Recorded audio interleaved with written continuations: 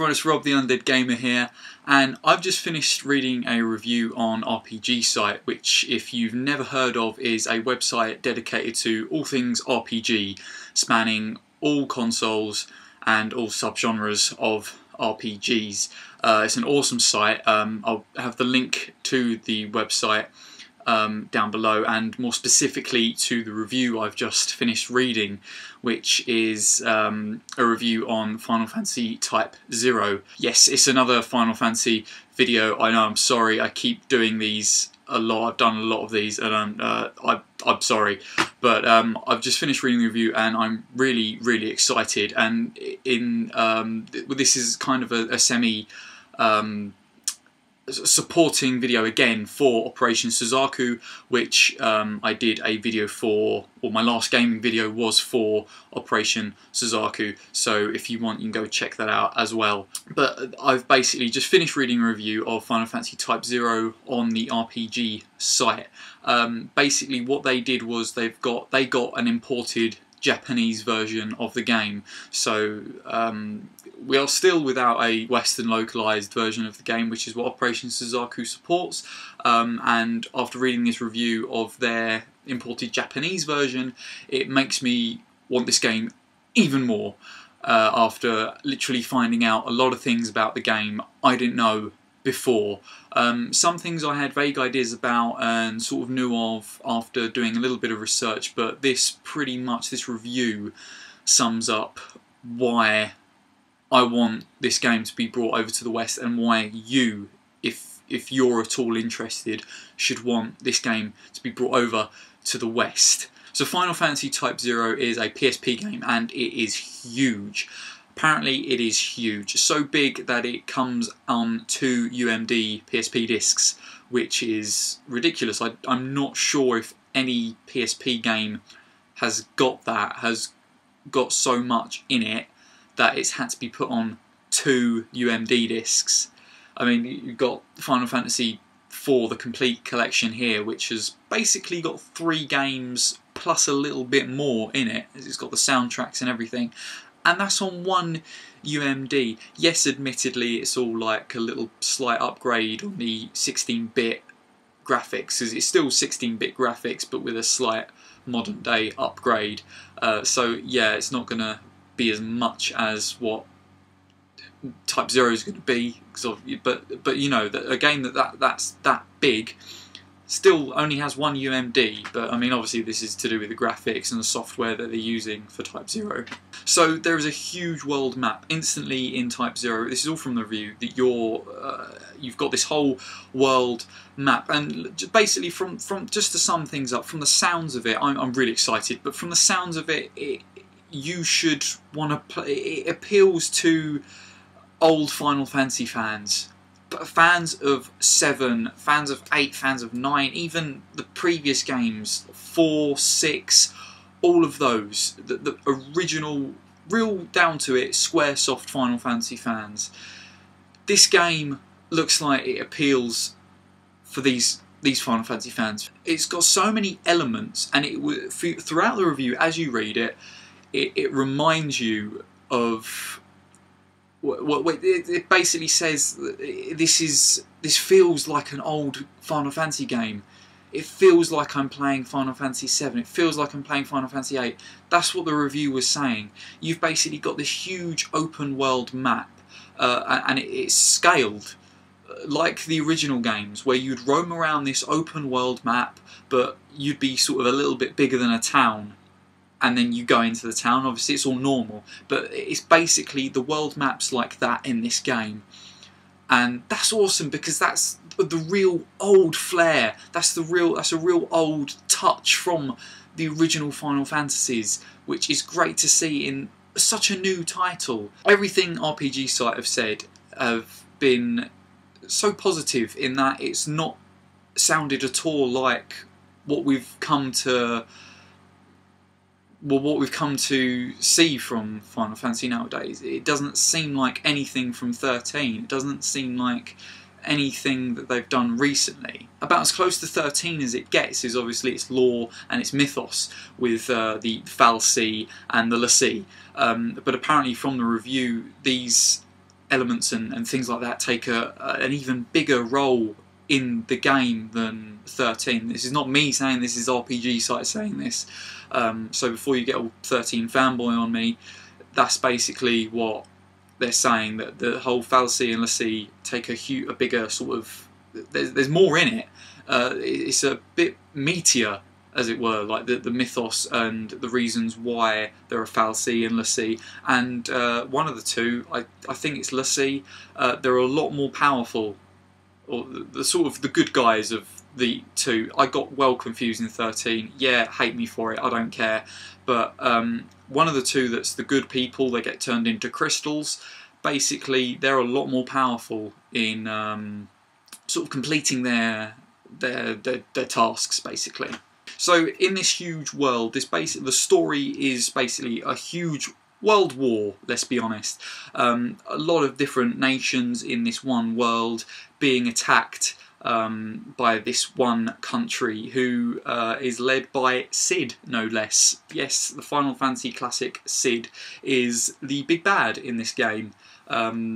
He's the main antagonist, and that's really cool. I don't think that's ever been done before in a Final Fantasy. Well, 13 you had Cid. He was a boss in the end, wasn't he? Cid Reigns or whatever his name was. But that's pretty cool. So he's like the main baddie in the game. And they're basically warring against all these other nations for control of crystals. The crystals. That each nation has a crystal of power, which they use and whatnot. And basically Cid and his country are planning to take all these crystals for world domination and classic evilness. And basically the nation that you play, the nation of heroes, they're like a school of magic, and this kept being referenced in the review. They kept saying how it's so much like, but in a good way. They weren't saying it's just a copy of, they were saying it in really good ways. I couldn't praise it enough, that it just reminded them of Balam Gardens and Final Fantasy VIII, the whole military school island type thing. And that's basically what they were saying about the heroes and the heroes you play that come from the country in Type-0. Now there's about 14 characters to play from, and that's quite a big cast. I don't think there's been a bigger cast of heroes or playable characters since probably Final Fantasy VI. Correct me if I'm wrong, but I think that's probably the biggest cast since. And one thing that RPGSite couldn't get enough of was the fact that all these characters in their own way were unique, amazing, interesting. You wanted to know more about them. You know, they were likable. They were all relevant with the story, with their motivations in the plot, and all sorts. They were all relevant, interesting, and had their own unique skills, abilities, magics, weapons, and uses in the game. They weren't just sort of what's come to me and some other fans, in my opinion, that some recent Final Fantasy characters are just stupid, irrelevant, don't even need to be there. Hope, Varn, Penelo. So it's nice to see that they're all relevant and good, and you want to play these characters. Another awesome thing, which I think is totally new, and was actually an idea that was derived from Final Fantasy XII, and what was originally going to be in Final Fantasy XII was airship battles. I will repeat that, airship battles. Basically, from the sounds of the review, you take control of an airship and you go into battle and stuff. But apparently it's not like typical dogfights where it's like airship versus airship. It's more like airship versus dragon. So that's cool. Another great addition that they're putting into this game is chocobo breeding. Woo! So as you go about the world map and whatnot, you can obviously ride chocobos, which is just classic and awesome, but you can also breed chocobos. I'm not quite sure the ins and outs of it all, but it's probably breeding chocobos for money or for items or to get the best sort of chocobo and different things like that. So I'm presuming they give you buffs or something. I really don't know, but chocobo breeding sounds fun. Chocobo.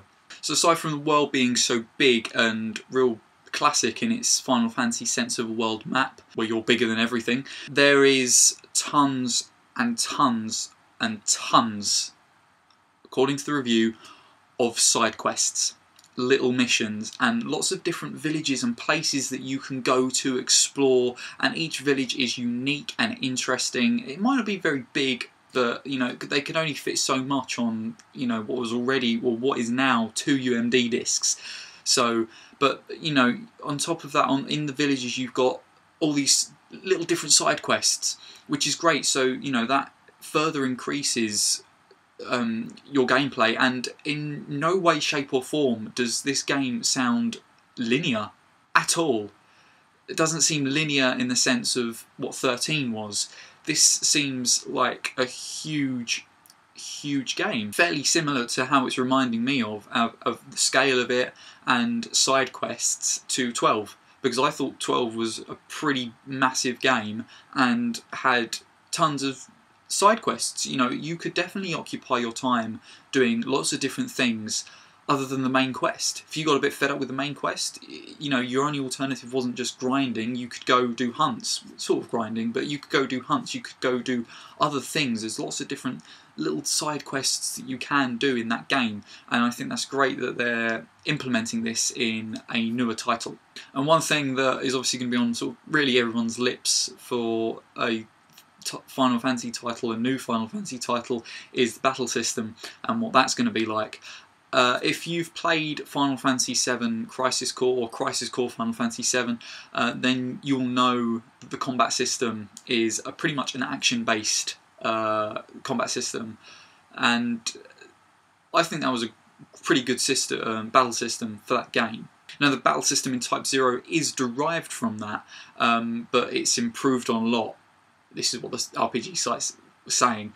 It's derived from that battle system, but it's had a lot of improvements. Just described as action-based tactical combat system, a bit better than Crisis Core. So it sounds interesting. I mean, I look forward to see what the battle system's actually like, and you know, it'd just be interesting to see what they've done with it. And it's something clearly that's new, and we'll see how it goes. Also, you can't have a Final Fantasy game without summons, and this game is chock full of them, known as gods or some sort. I can't remember what they said, but they're sort of like war gods. I think they said they were called war gods, known as war gods in the game. There are tons and tons of summons, and all of them, if not, well, not all of them, but most of them are well known and classic summons. Bahamut, Ifrit, Shiva, the list goes on. So that's really great. I mean, you can't have a Final Fantasy game without summons, so it's great to see that they're in this game also. So I think that basically wraps things up with what I've read on the review, and please, definitely, if you're interested, go check it out, and after you've done so, go and support Operation Suzaku. As I've said, this is a organisation that are planning to, or a fan-based organisation that are planning to and want, are petitioning for the release of a localised Western version of Final Fantasy Type-0. I've already spoken about it in another video, link to which will be down below and elsewhere. And so, you know, check that out also if you want to know more about Operation Suzaku, because I just speak about that in that video. But I'm going to do now definitely all I can to get this game localised and make Square Enix bring it over to the West, because I'm so excited for this game. After reading the review, you'll know what I'm talking about, and you'll understand why the West should have this game and why Square Enix need to release it, because it just sounds amazing. It sounds like it was made for classic Final Fantasy fans. You know, the people who are in the development team of this game are Square Enix legends from classic Final Fantasy titles. Enough said, really. And you know, I can't stress enough, if you are at all interested in this game, 1, go check out the review. 2, support Operation Suzaku, because that's our only bet to get this game localised. All you need to do with Suzaku is go on the website, put in your email address and sign the petition. That's it. There's no sign up, it doesn't cost anything. Just go on the website. I'll link it down below. Just go on the website. All it is your email address. I believe your postal code, just so they can see whereabouts in the world you are, and that is it. Go do it, because it will just help the cause so much. And if you want Final Fantasy Type-0, that's our best bet so far. And trust me, you want this game. It looks amazing. So go check out that review. And as always, guys, I'm the Under Gamer. Thanks for watching.